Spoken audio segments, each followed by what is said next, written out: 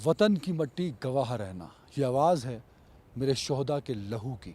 जिन्होंने अपनी जान का नजराना हमारी और इस वतन की सलामती के लिए दिया। दुनिया के मुश्किल महाज़ों पर, दुनिया के बुलंद तरीन महाज़ों पर और जहाँ कहीं भी दुश्मन ने ललकारा है, मेरे फ़ौजी जवान वहाँ खड़े हुए और अपनी जानों का नजराना पेश किया। ये शोहदा की कुर्बानी ही है कि ये वतन आज सर बुलंद है और इसकी सलामती पर आँच नहीं आई। तो ये आवाज़ जो है, ये जो पीछे मेरे लिखी थी, ये यहाँ पर बटालियन हेडक्वार्टर हुआ करता था सियाचिन ब्रिगेड का, जिसमें हमारे 140 जो जवान हैं, सारी बटालियन ही वो है शहीद हुए थे। तो ये उसी पर एक लिखा है कि वतन की मट्टी गवाह रहना, इनके खून के लिए, इनकी कुर्बानी के लिए और इनकी कुर्बानियों को हमेशा कदर की निगाह से देखना। तो ये वतन की मट्टी पर और हम पर, वतन की मट्टी से मुराद आप पर मैं है, ये आपका और मेरा फ़र्ज़ है कि हम शोहदा की कुर्बानियों को याद रख सकें। तो मैं कर्नल साहब ज़रा मैं चाहूँगा कि हम उस जगह पे हैं, मुझे ज़रा डिटेल में अगर आप बता सकें कि ये कहाँ एग्जैक्ट जगह थी और रेस्क्यू ऑपरेशन और बाकी बताएं पहले। ये जो जहाँ पे वतन की मट्टी गवाह रहना, ये बोल्डर आपको नज़र आ रहा है, इसके राइट पे इस इलाके में सारा वो battalion headquarter 6 northern light infantry का सैफुल्ला बटालियन का हेडक्वार्टर यहाँ पे हुआ करता था। और ये सामने आपको ग्लेशियर नज़र आ रहा है, स्नाउट इसका, ये वहाँ से ये बर्फ़ का तौदा और ये इस पहाड़ तक आया है जिसने इस पूरे हेडक्वार्टर को अपनी लपेट में ले लिया था।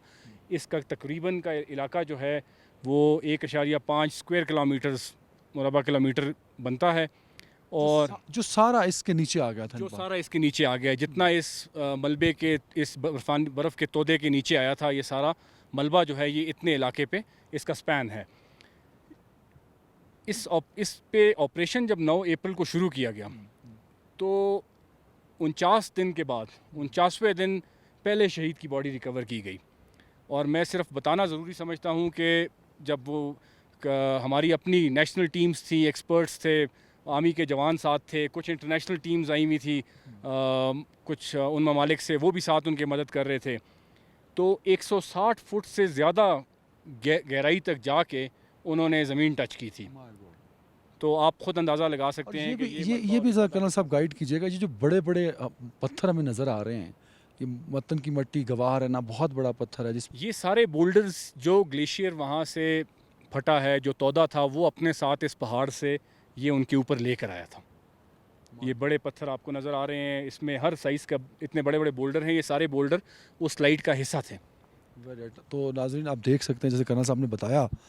कि जो सामने में जितना आपको पत्थर मटेरियल नज़र आ रहा है, अभी ये रेस्क्यू ऑपरेशन से तोड़े गए हैं ये पत्थर, ये इससे बड़े बड़े पत्थर होंगे जब ये 15 महीने से ज़्यादा